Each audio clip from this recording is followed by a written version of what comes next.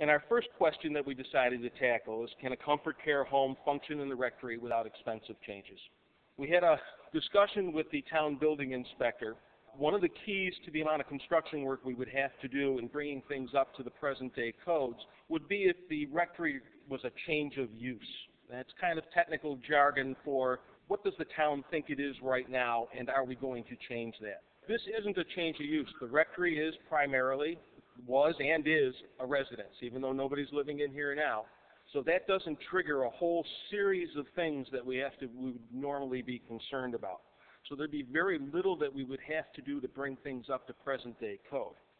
Now we also are keenly aware that part of the building would still need to be maintained as parish offices and still have the functions that the parish needs to go on. So we can't interfere with that. We also need to be practical. One of the things that hospice actually requires us to have would be handicap accessibility, and we've sort of keyed in on the second floor, that we would need handicap accessible bathrooms, that we certainly need some visitor and family space, and we certainly have a need for office space for the actual comfort care effort. And if you look when you're going through the rectory, you'll see that there is afoot a Eagle Scout project to renovate or at least clean up the attic space that would become our office. And we did actually talk to an architect.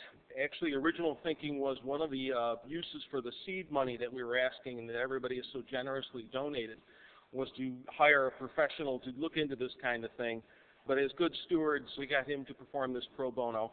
He's extremely familiar with healthcare work. He spent the better part of an afternoon out here with me. We took a whole bunch of measurements and sketches and that sort of thing. And the purpose of what we did with him was to try and get us what the options were, what the extremes of where we could renovate, what might be a good idea, what might not be a good idea, what should even be on the table. We were particularly looking at emphasizing where access to the second floor would go that would be independent of the parish office functions on the lower floors. This is what the existing second floor looks like right now, and not a good way to see a lot of detail now, but as you walk through, you can certainly see that. The options that I had the architect explore centered around where the access to the second floor was. There are probably only 3 real locations, east, west, and south, because the church is to the north. If we went to the east, it would mean tearing down a garage that's already there and it's used as storage space, and it would have to be somehow replaced if we tore that down. So we decided to focus on the west side, which this represents, putting in a stairway and an elevator up to the second floor, and pretty much taking apart everything but the central 2 stairwells. One of the unusual features about this building is that it has 2 stairwells that are intertwined that don't connect to each other, one of which has been essentially abandoned and is now being used for closet space, and one that certainly has to be maintained for access to the second floor. But for the handicap part of this thing, we were talking about putting in on the west side a lift. Think of a lift as elevator light. Those from St. Christopher's have a lift in their parish center. It's that kind of thing. It essentially provides access to the second floor. The other option is to put that stairwell on the south side. There are pros and cons with both. A freehand sketch like this is meant to convey that this is not by any means a final product yet. This is something that we're thinking about. It was to flesh out the possibilities and also find out if there was some cost that would drive us away from one or the other as a possibility.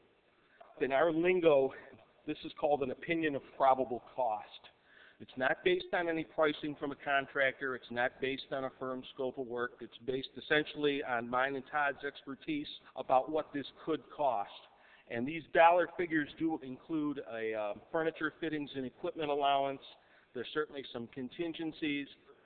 There's not a lot of difference to choose between the 2 options. So we think they're still both on the table, as are the many variations we can come up with. These, by the way, were reviewed extensively with Eric Patchkey, who's Director of Building and Grounds for the Diocese of Rochester. We did consider St. Patrick's over in Mumford. It was an available building. It is the 5th saint of our 5 Saints West. It started out as a mission church from this parish out there in Mumford, and back in the 80s sometimes it merged with St. Columba's. In, I believe, 1994, maybe a little bit off with that, it closed as a church. The parish was consolidated essentially at St. Columba's. It still exists as a clothing center, but nothing else takes place in the building.